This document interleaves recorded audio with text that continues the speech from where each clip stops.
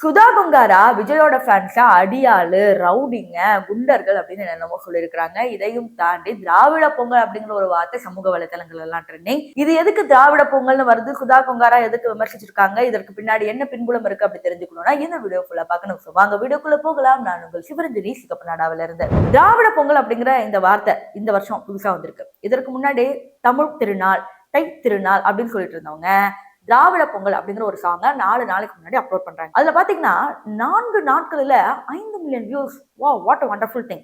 ஆனா வியூஸுக்கு ஏத்த மாதிரி கமெண்ட் வரணும்ல, ஒரு 5,000 கமெண்டாவது வரணும்ல. கமெண்ட் பாத்தீங்கன்னா வெறும் 30 தான், ஒரு 1000 கூட இல்ல.